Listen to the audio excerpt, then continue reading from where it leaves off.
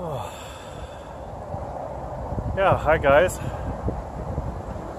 It's sunny out today, but still pretty chilly out and pretty windy.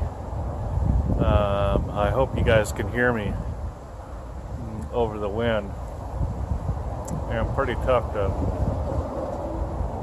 smoke a pipe out here, but yeah, I wanted to talk to you guys about this tobacco. Well, this time of year, I like to, and a lot of others really look forward to the Peterson St. Patrick's Day tobacco. But yeah, I guess we've all heard that there's been some changes with the Peterson distribution, that Scandinavian Tobacco Group took over from another group, and so they're doing some of the Peterson tobaccos, and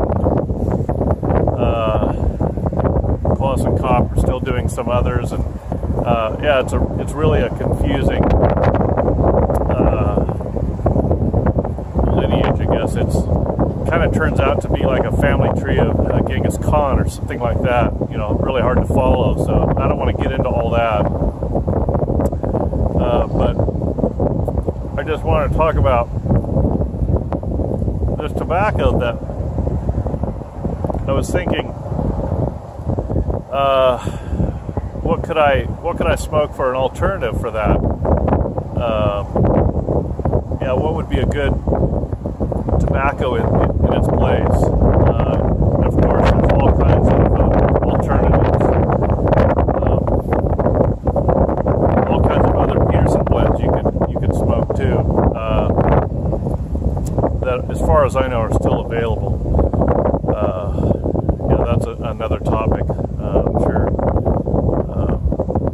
there are some out there that know better than I do what's going on with the Petersons. But I just wanted a tobacco that I thought would be a good, interesting tobacco that perhaps not a lot of people have smoked yet or know much about.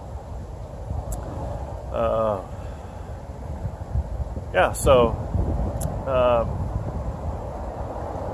there's a tobacco by HU, blended by Hans Wiedermann in Germany.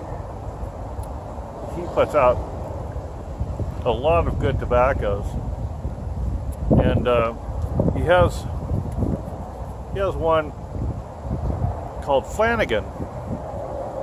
I'll show you that. Hopefully you can see that. Maybe it's in the shadow, not sure. Give it a chance. Okay. So a nice tin has kind of a impressionistic painting of, looks like some white cliffs, perhaps on the west coast of Ireland.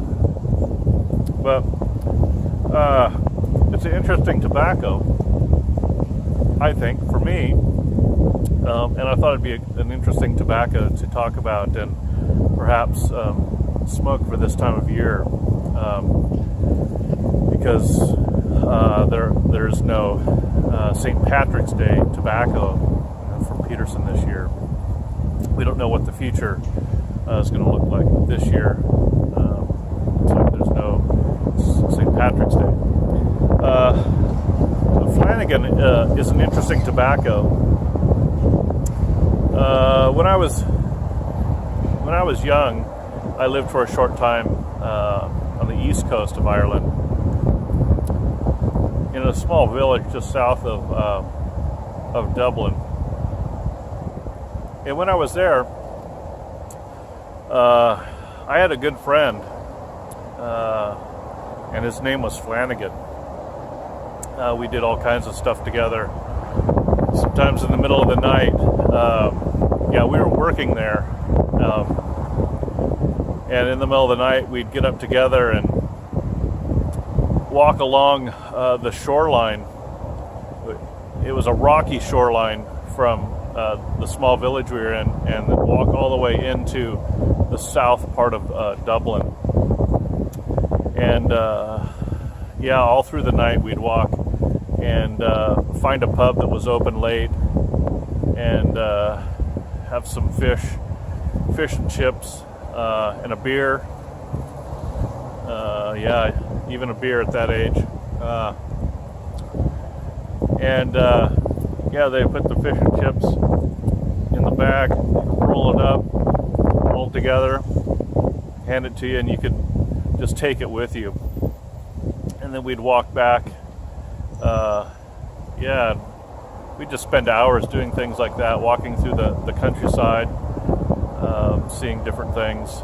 He was a good friend, so the name of this brings back good memories for me from my time there, and yeah, just hanging out with him and doing some interesting things. But anyways, that's just a personal note, I guess, for me. A good memory. So let me read what it says about tobacco, so we can talk about it. They don't have a description on the tin, so I got a cheat sheet.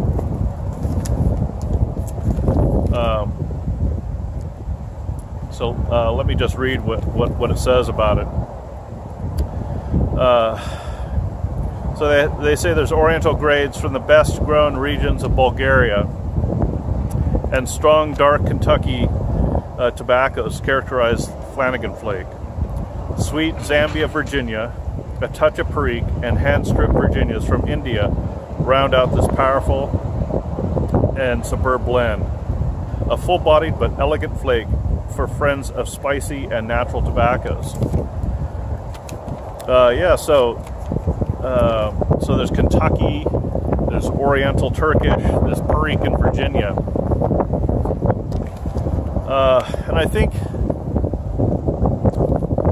this is really for me, a really complex blend. As I smoke it, I could often sense even 3 layers going on at the same time. I can sense on my palate a sweetness from the Virginias, and then different types of spiciness from the Orientals and from the Perique, all at the same time. And I think that's really interesting, that a smoke can come across that way, that it can be multi-layer all at the same time. And in my experience, there aren't a lot of blends that can pull that off, and I think this is one that can do that. There are times that you just puff and you just get a sweetness, or you get a real spiciness, and it can change down through the bowl, but there are some really good times that you can just detect all 3 at once. I think that's interesting. It makes this an interesting blend that perhaps can stand out by itself.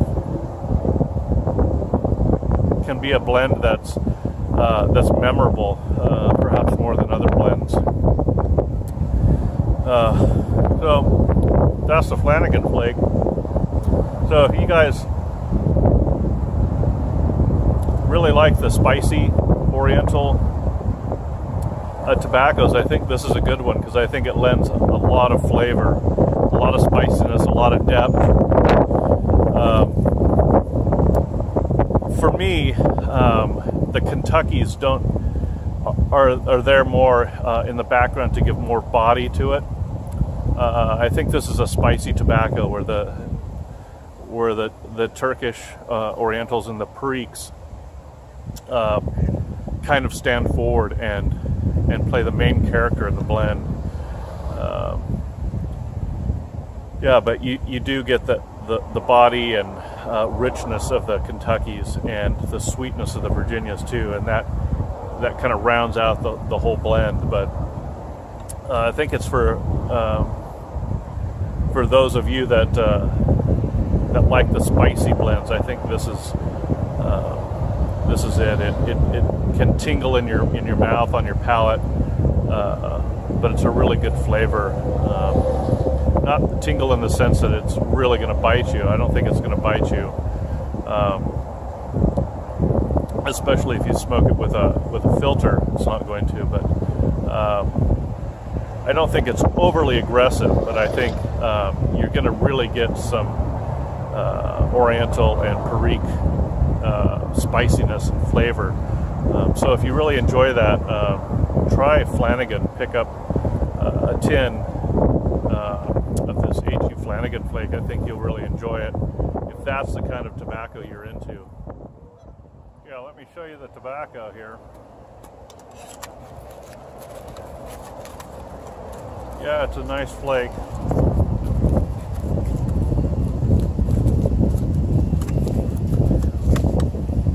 Not too dark. Yeah, hopefully you can see that.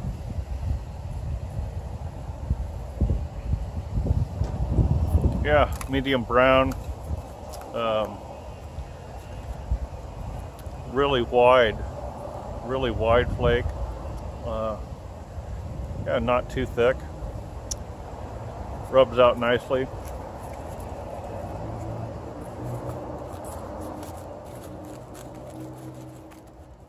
HU makes some really good HU makes some really good tobaccos, and I have quite a few sitting on my shelf. Quite a few I've tried already, and quite a few I need to dip into coming up soon. And I'll let you know what I think about those as well. They have just a really full line of really good quality tobaccos. And that's the thing, I think. The ones I've tried, they seem to be yeah, just real good quality. Yeah, and that's something that I really look for in a blend. Is just does the blend hold up? Are the leaves quality? Does it smoke well? Does it handle well? Is it fussy? Yeah, those kind of things. And so this flake rubs out well.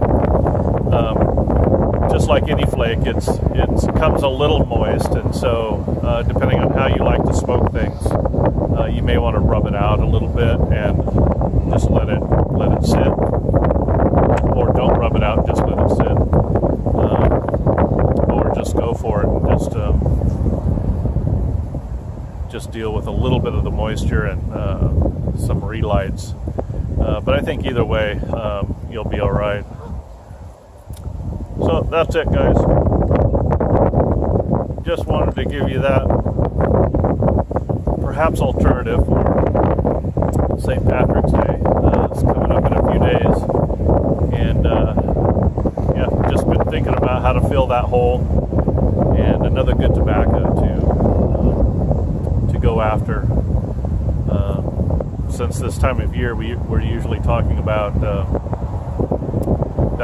special edition, the St. Patrick's Day from Peterson. So you guys take care and enjoy a good smoke, whatever it is, and hope the weather's nice where you are. Enjoy a good pipe and some time to relax, and take care. And I'll see you guys again.